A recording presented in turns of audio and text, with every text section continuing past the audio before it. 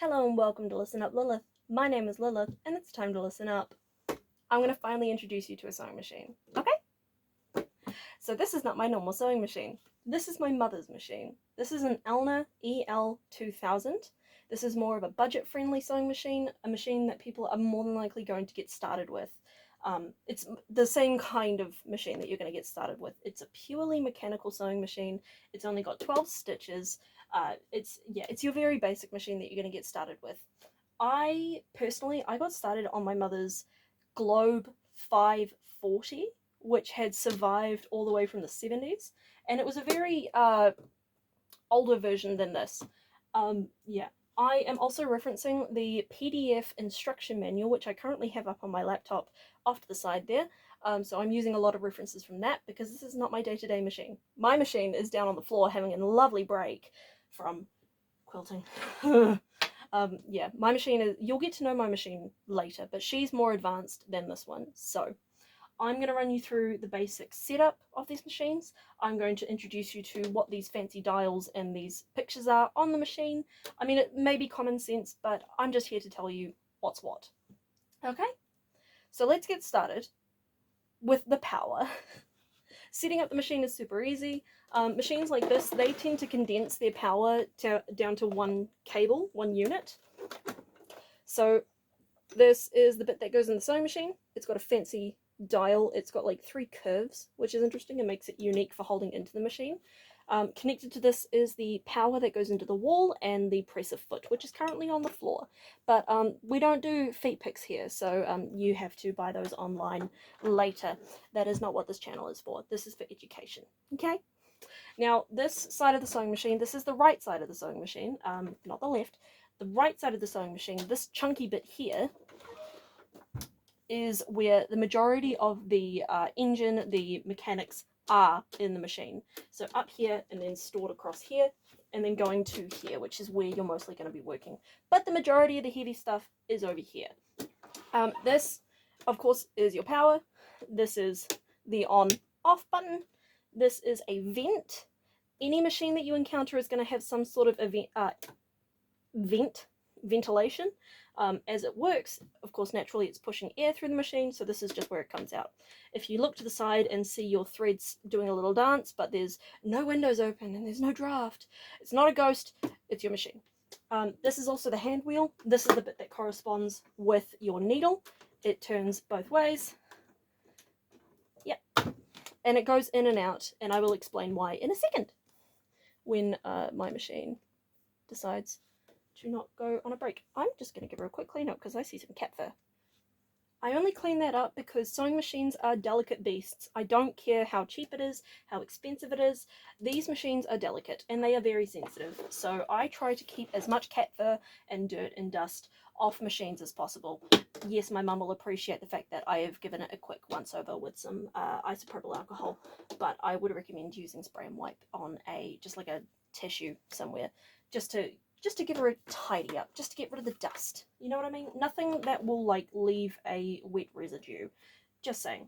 I typically leave the beast of a plastic cover that I have on my sewing machine because my cats do climb on my machine.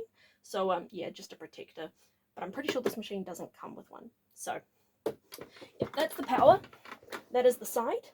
And I don't know how close I can get her to you. One moment. Okay, this is about as close as I can get you. So starting off with, we're going to go right to left. I know it looks the wrong way around, so we're going to go left to right, but right to left. We're going to start on the very front. These are your 12 stitches on the sewing machine. These are programmed into the machine. These are your straight stitch, zigzag, that one, the earthquake stitch, and a couple of like decorative stitches. Yeah, and then these down here are your utility stitches. These kind of go overboard and use a little bit extra thread, but that's for extra strength. I did not know what these were for a very long time, so I never used them, but then I learned they were kind of important depending on the fabrics that I was working with. These are not going to be very important to us right away. I will explain them, but not right now. Going next over, this is your stitch length dial. Your options go from 0 all the way up to 4, and then this machine also comes with the SS button. That is called a stretch stitch button, but your stretch stitch is actually only D here. So D, which is this kind of crisscross one, that is specifically for stretch fabric. That is a later problem. That is a later thing. But your SS here is what takes your stitches from these basic ones up here down to your utility stitches. Okay. Now next we have the stitch selector. This one's a little bit less free-flowing. It's a little bit heavier because the machine has to make its changes internally, and it will move where the needle needs to go. I don't know how well you can see that. I need to do that this way, that's just easier. Don't know how well you can see it moving as I change it. Turning it on might help. Yeah, you can see every time I change it, it moves, it shifts position. And that's just changing what stitch it's going to use. Yeah. And that is also going to be your A to G, 1 through 6 basically. And these bits here, these like weird rectangles, these are for buttonholes. This machine, as cheap as it is, does come with a buttonhole option, which is funny to me, because buttonholes, they're complicated, they're annoying. I typically avoid sewing in the actual button itself on a machine, even though that is something you can do. This would be more for stitching in the actual, the hole that the button goes through on the other side of the fabric. But that is a later problem. That is, again, a later thing to talk about. And it does have a little guide on this side here as well, because it's a 4-step buttonhole process. So yeah, that's what it also shows you. Moving down here, this is our reverse lever. So when we want the stitching to go backwards, to come back towards us, we push that down, and the feed dogs, which I'll explain what that is, will make the machine go backwards. Yeah, so you can basically run over your stitch. Yeah, nice and easy, nice and light. Yeah. Now moving on to the fun section. We're going to move down here very quickly. No, we're not. We're going to talk about that. I forgot about the fun dial. This is your tension dial. This is going to again be 0 through 9, I'm pretty sure. Yep, this one goes all the way up to 9. The tension is basically controlling your top thread here. The top thread that you'll mainly be sewing through will go through here, and then with it being conjoined in these crevices off to the side here, that's where the tension is applied.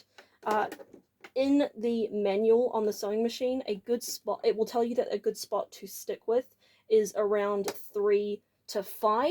So most people tend to stick to sitting at 4.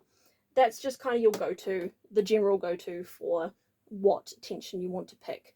But tension does seem to be a main complaint or a main problem. So keep that in mind.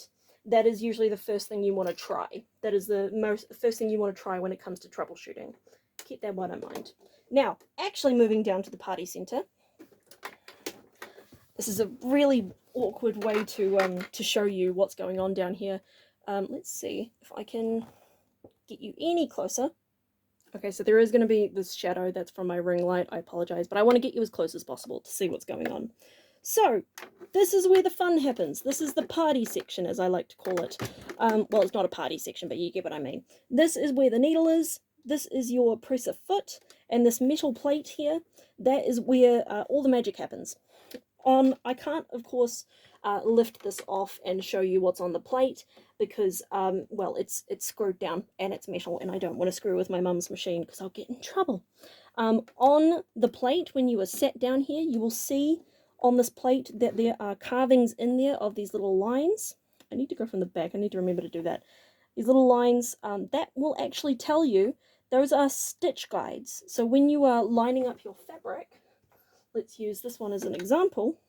When you're lining up your fabric, you want to line it up with that guide, and you can follow that while you're sewing to figure out how much seam allowance you are adding to your machine. Yeah. So that's what that... Hi, sorry, Editing Lily stepping in here for a second. I figured I would take this opportunity just to quickly grab my phone and give you some close-up pictures of what this metal plate looks like with the stitch guides, with the feed dogs. I've taken the presser foot off just so you can kind of see a bit better. But we're on my machine, so this is my machine. Hi, you're covered in stickers. This is a posture check. This is a reminder to drink some water, and this is Lewis's pants from Stardew Valley. So yes, this is what the metal plate looks like. So this is what I mean by some of the engravings. They look different on every machine, but this is kind of your guides as to where all of these stitches are going to be, and these ones stretch along here because that is where you're going to line up your fabric with. The dog, my goodness. And these are the feed dogs. These are the bits that move. These are the jagged bits that move the fabric forward or back. Yeah, sorry for having to edit this in later. I know that's incohesive. So, yeah, good luck. Okay. This is a presser foot. This is the only feet pick I'm going to give you right now, okay? So this is your bare basic presser foot. Where's my camera? There it is. So this is your bare basic presser foot. This is the generic universal one that you're going to use, and it's going to be used for the majority of the stitches that you use. This one's very pointy, which is interesting because my machine's one, let's see if I can grab it, is quite square. So they do change depending on which machines you use. So like this is the one that's on my sewing machine, my Brother Novus. But you can see that they are quite generic. Their intention is literally just to press the fabric down so that the needles can be guided through these individual holes. Yeah, that's the majority of what happens with these universal feet. And that again gets used for every kind of stitch until you encounter like specific techniques that you want to be doing. So yeah, that will clip into this machine nice and easy. That's honestly, it's so easy. My machine has a little lever to like release it, but this one you just snap it on and off. That's handy. Now this is the scary one. This is the needle. This is the big long needle, and yes, you'll see it snapped. That actually happened, so I'll show you how to change that. But yes, this needle just slots right in here, and that is where your thread is going to go. I'm just going to quickly change this while we're here. That's fine, I just remembered that there's a candy compartment on this sewing machine. Yay! These machines come with accessories, because we're not done with the front here. No, I said there was a candy compartment. There is. This is getting into the final little bits of the machine, but secretly in here, there are some accessories. Now let's go over that in a second. What did I just pull off? This is the expanding table, or the extension table. Depends on what the manual describes it as. But this is just going to give you a little bit more space to work with when you're sewing, a little bit more room. When you're doing something that's kind of finicky or has a smaller hole to work with, say sleeve cuffs or sleeves in general, you want to take that off, and that gives you a much more condensed and smaller space to work with. A much, as you can see from the side, a much smaller space for it to work around. Yeah, what's that button? There's a button on the back here. That's fun. I don't know what that is. Yeah, so we can then just slide this off and put it to the side and keep working on our project. Now, sewing machines, the thing that people work with sewing machines for is that it is stronger because it uses two threads. The one on the top of the machine and the one that hides down here. This is the bobbin case. Bobbins are stressful. This is the reason why I like computerized machines and not these machines, because bobbins in these machines are finicky. So forgive me if I'm a little bit out of practice. But we will, this is normally inside. I took it out for a second because I mislabeled things, and that's how the needle snapped. Normally the bobbin will hide in here. The thread that goes up here will come through the plate, and the thread will lower down into this machine, pick up the bobbin thread, and then weave it back through. So they're kind of interlinked. I know that there's an animation out there that kind of shows you in slow motion how that works. But yeah, that is your basic situation. So I'm going to show you how to thread that one as well. For now, let's start with fixing my mum's sewing machine by changing the needle. And I'll show you what these accessories are that come with this machine, because not everyone does. So it comes with a little plastic bag. Ah! Candy compartment, please don't sabotage me. So, 4 of these things we're not going to be using. Not today especially. So we get 3 bobbins for the machine, 3 plastic bobbins. These are designed to go with your machine, yes, but bobbins tend to all be the same shape and size. Some machines are just really picky, like mine. But yeah, so this machine came with 3 bobbins, 3 extra bobbins that you can fill. It also came with a darning plate. I don't darn. I don't know. I don't darn. I don't dare. I'm pretty sure that literally just slots onto here. But I don't know what darning is. Well, I know what darning is, but I don't know how to do it on my machine at least, or on this machine at all. This skinny version of the presser foot is a zipper foot. This is one that you're more than likely going to use. So it has one side cut off, well, not cut off, but it's gone, to allow for the space a zipper requires. And they're typically designed more for like invisible zips, but you can use these naturally with any other kind of zip, so long as it's not those chunky, like oversized fucking Final Fantasy zips. And you don't know. But yeah, this is your zippers. This is your zipper foot. It just allows for that space for the tines of a zip to pass through easily and to try and get as close to that edge as possible. So that's what we're going to use a zipper foot for. This is a bit more of a advanced foot. This is a blind hemming foot. Again, that is a later problem. That is a different kind of finishing foot. That is a later technique that I will explain on my machine once I've had some more practice. So we're going to put that one to the side. This is a buttonhole foot. Yeah, it looks weird, I know. It's a buttonhole foot that's made of plastic, and this bit slides. So typically, when we're using a buttonhole foot, what we do, we get that to clip in, what we want it to do is to put the button either in the front or the back, and it will use that measurement to figure out how big that is, the buttonhole is supposed to be. That's what that is for. And it also comes with 3 needles. This one has come with 3 needles in particular for this machine, and I'm sorry, Mum, for opening this, but I'm going to. I'm also going to do this the way that I normally do, and that's with the foot on. Not a preference. I just can't be bothered taking it off every time I need to change a needle. So let's try and get up close again. Okay, so this is a little packet that we're going to use. I can't get you that close. I know needles are very finicky. That requires a bit more of a macro lens, a much closer lens, and I don't have that. We're just using my phone as a camera. So I always advise, if it comes in a packet like this, just kind of squeeze and feel where the thicker parts of the needle are. That is the top of the needle. That is the safer option to open it, because the spiky end will be at the thinner option, the thinner end. So our needles come like this. These are going to be your basic universal needles that are used for almost everything. So these needles have a weird little shape to it. It's not gonna focus on that, is it? She is not gonna focus. She gonna try. She's not gonna focus. But as I turn it around, you can kind of see in its poor focusing state that there is a bit of a flat side to it. That flat side faces outwards of the machine. It goes that way. Keep that in mind. The round bit will slot towards us. And down here, of course, is the actual needle. And you can kind of see if your eyes aren't crap like mine. This is kind of like what I see without glasses. There's a teeny tiny hole on there. That's where our thread's going to go. And we have to manually thread that. This is why I encourage the first lesson being taking just a normal needle and thread and practicing threading with that.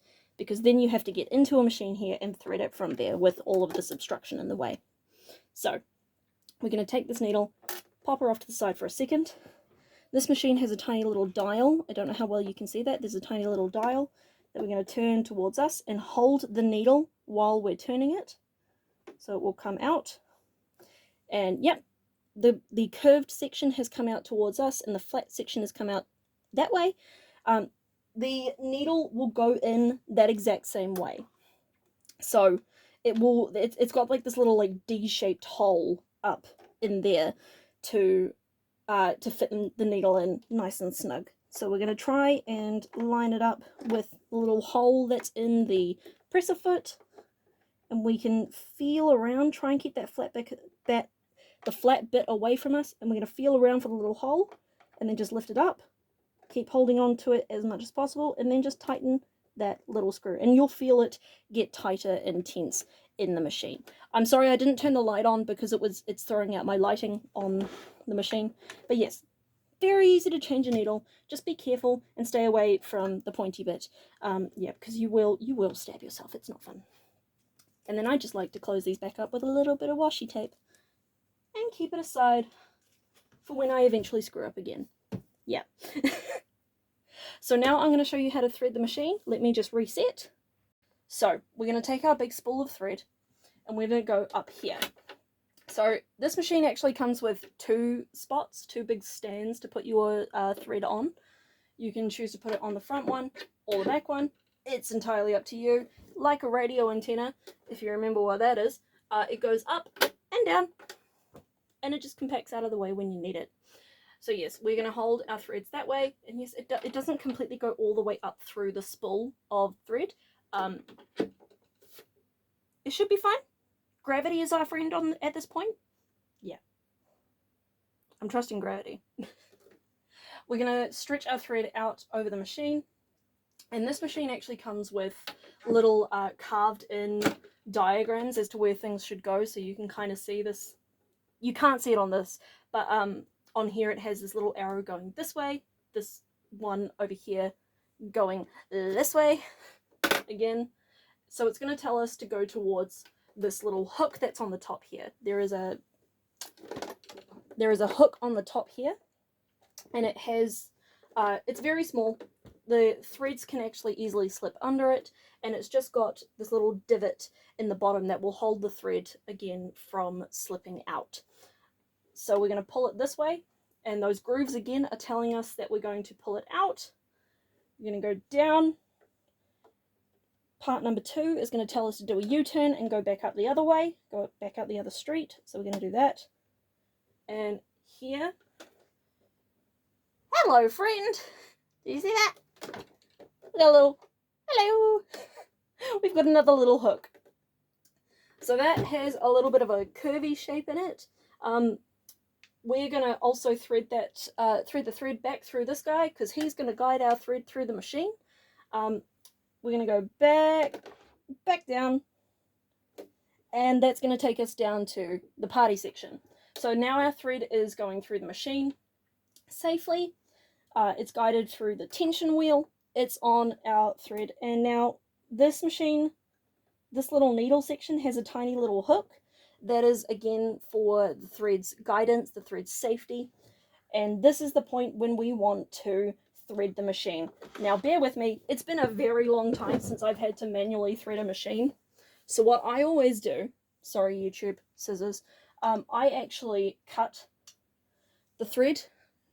Even if I have literally just cut that end, I'm just cutting it for the cleanest possible end.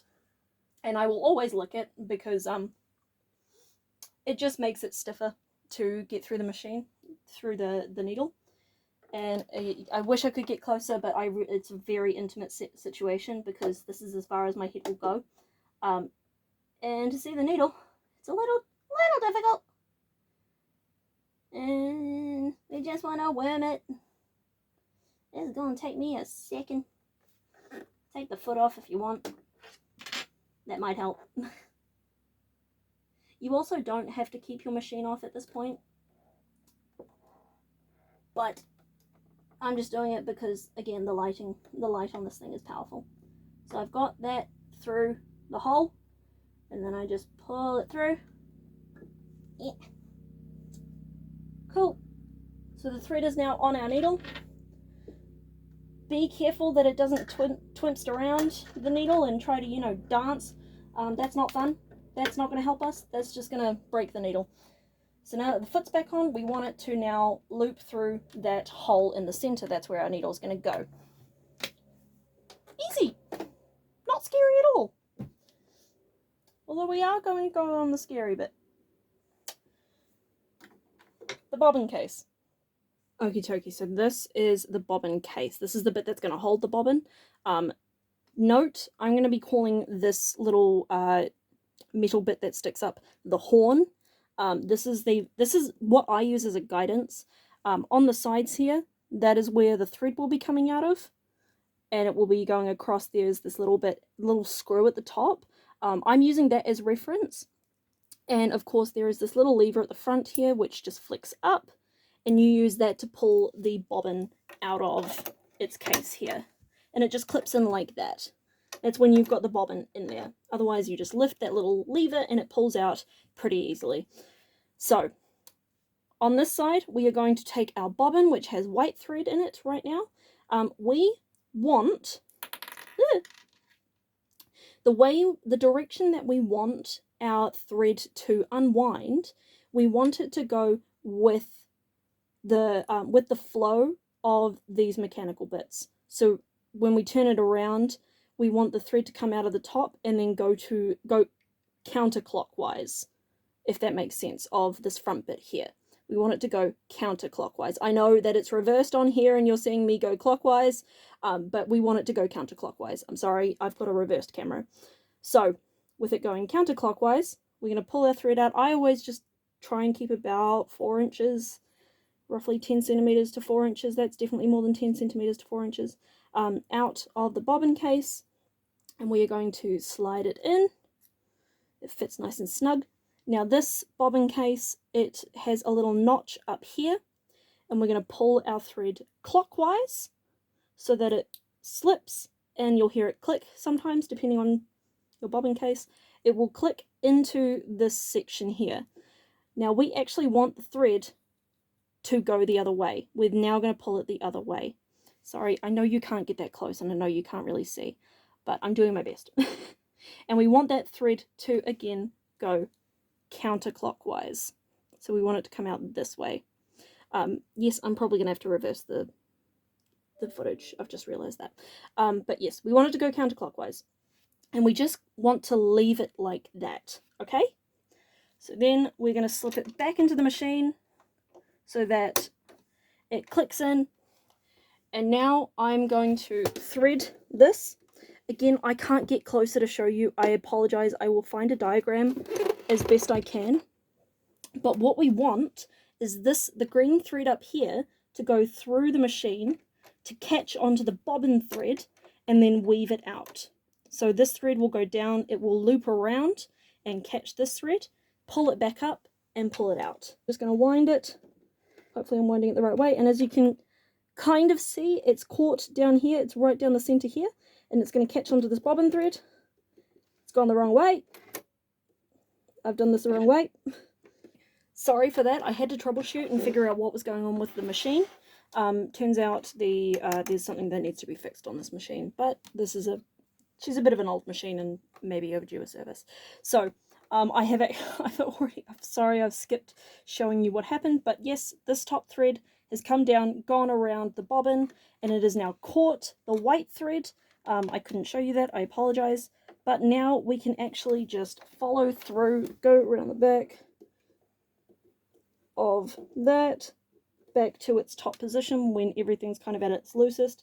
And then we can pull on the green thread to pull the white thread up and through the machine. Now I always grab a small needle, I'm using a bobby pin in this case, to pull that white thread out.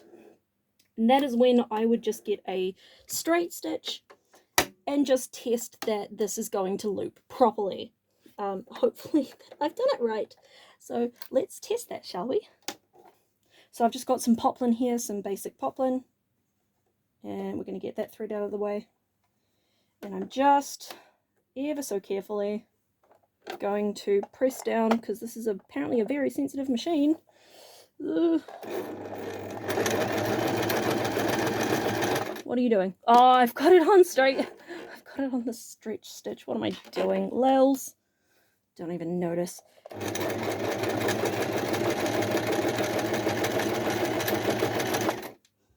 got it on a very small stitch length. Yep, and she's working fine. So then we lift it, pull it away, you'll feel the tension. But this is when we would grab snips and just cut the threads off. I always cut a little bit of an extra length just in case. But as we can see, our threads are now stitching together and try and show you. But yeah, there's that straight stitch. And on the other side is the white thread from the bobbin. And when we unfold these, okay, ignore that bit at the top there, but it's perfectly sewn. And that's our seam allowance. Yay! Okay, so now that we've got our machine threaded, our bobbin has now run out of thread. Oh no! How do we fix that? I'm not gonna take this bobbin out again because that was already annoying. So forgive me. We're gonna use a completely different bobbin. Say we're actually prepping. We're thinking ahead. We're using white or black thread, which we use a lot of. We're going to make multiple bobbins. That's a tiny tip ahead. I always have a little case of the different coloured bobbins that I use often, so I don't have to, you know, redo it every time. Yay! So this is our bobbin. We use it. It's just a clear plastic bobbin. I'm pretty sure these ones go for like 30 cents at Emporiums. But this is the one that came in the tiny candy compartment. What we're going to do is we're going to pop that on this metal bit up here. Get it close. Show you the thing. I'm doing this ahead of time. So it's this metal bit here with the little doohickey here. This bit moves. Fun. But it has this little pokey outy bit. That is kind of what holds the bobbin onto the metal pole. What we're going to do is just slip the bobbin onto it, and that will move back and forth. That will just kind of engage when the machine needs to think, oh, I'm winding a bobbin now. So we're actually going to leave it out for now.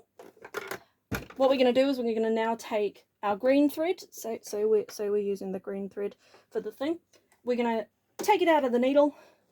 Yes, you'll have to redo it later. And what we're going to do now, we're going to once again, I'm going to try to do this at a weird angle so I can show you what's happening. We're going to take this, and it's actually going to go to this bit here. This is the little round screw that's on top here. We're going to wind it around this top bit here, not under, but make sure it goes through. There's a tiny little groove in between the top of this screw and underneath. The thread just kind of clicks into here, or slots into there. And what we're going to do, now I always forget this with machines, which way it threads, but because for whatever reason this machine doesn't have a direction arrow, so I just go from the right side, and again I go anti-clockwise, and I wrap it around until this lingering thread is kind of through. Now there are holes on the bobbins. The instructions sometimes say that you need to put the thread through that, but if you thread it around the bobbin enough to prep it, then it will just hold on, and it will be fine. It really will be fine. Is that enough? Is that nearly done? No, I'm just gonna, that's plenty, so I'm gonna snip that off. Whee! Cool, and what we're gonna do now is we're going to engage the bobbin. Will you marry me? Yay! And we're just gonna push it to the side closer to this bit here. This guide, it just kind of unintentionally tells the thread where it needs to go on the bobbin, and once it's full, this little bit will kind of just push it out again, back to the side, and disengage it. But with these machines, again, they are not computerized or smart. What you actually have to do to disengage the motor from using this bit down here, the needle and everything, because otherwise it's just going to keep moving, what you do, you pull it out. That will disengage. So you see, it will still go. Don't know why. So what we're going to do, we've disengaged that, we've engaged the bobbin up there, and now we're just going to do press on our presser foot.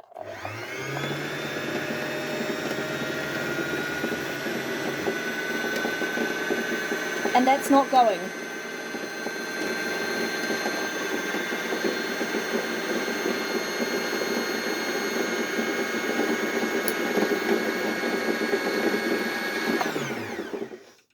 I saw that. Yeah, I don't always advise to go really fast, but this video is already really, really long as is. So, yeah. I'm just going to finish this bobbin. Okay, so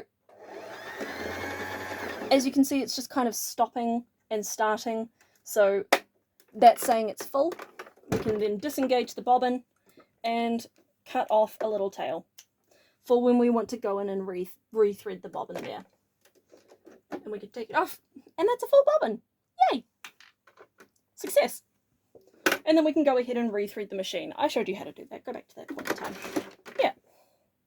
Okay, so I have rethread the machine. Now, I'm just going to show you some very basic stitches of the machine. I'm just going to show you how it works. And just to be aware, these machines don't have a speed gauge. My machine does. You'll probably see me playing with a little dial that goes between fast, faster, and fastest. These machines don't have that. This machine has one speed, and that is fast. Yes.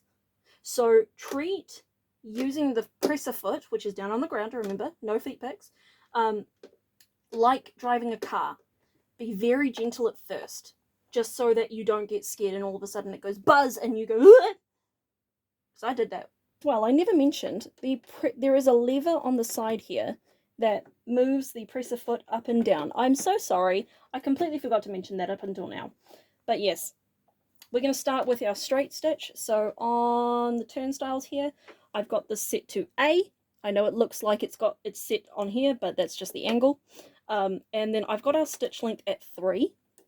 So 1 to 4, so it should be kind of wide, at least, yeah. So that's what I've got it set at the moment. So when I'm working with free fabric, when I don't have pins in the machine, no matter, or even when I do have pins on, the way that I hold my fabric is, no, that's the wrong angle.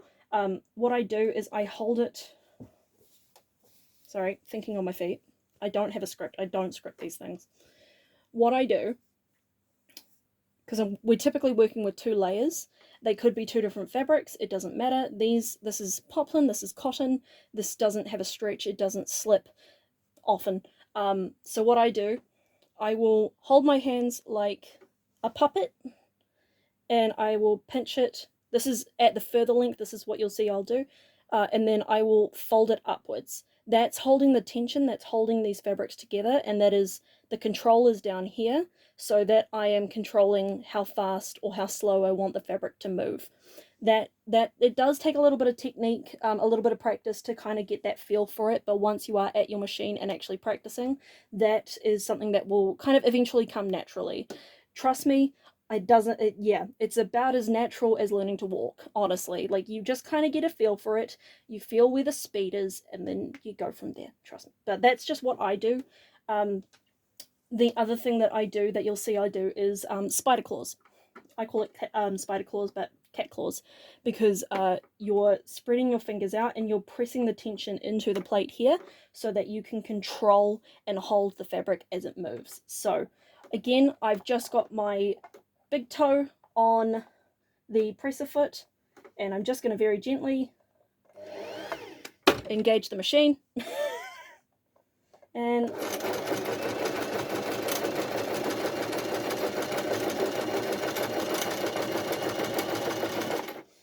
yep, and what we're also going to engage the reverse foot, so as you'll see, the fabric will come back towards me, and because this bit's here, I'm not really holding it very well. I'm kind of doing that pinch and pin, the pinch hold here, so, and release. I don't know what happened. Well, isn't that a good sign to, this should probably be the end of the video. The needle just snapped. Love that. My mother's machine needs some work. I don't know what is happening with this bobbin case down here, so let's cut that there. That is a lovely time for her to say, yeah, no, I'm done. I'm done. I need a service. I need a spa day. Yeah, cool. Thank you for your hard work, and thank you to my mum for lending me her machine. I'm going to give her a report as to what she needs to get fixed, but here's hoping the bloopers that you have joined me with today don't happen to you. I do hope that this video has actually been helpful to people. I do hope that this gives you a little bit of an idea as to what it's like to getting started with a basic domestic sewing machine. If you have any further questions, do feel free to ask me in the comments. I am always open to answering these questions. This is, yeah, I apologize for the bloopers.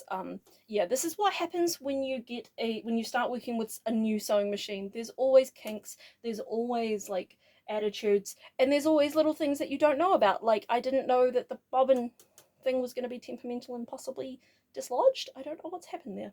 But that is a later problem. Those are the things you need to figure out. That is why I don't always recommend getting a sewing machine, like buying a sewing machine right away, because I want you to get that feel. I want you to get that sensation of what it's like to work with a sewing machine at first before you go ahead and purchase one of these things. So, yeah. Good luck. Happy crafting. Bye, guys.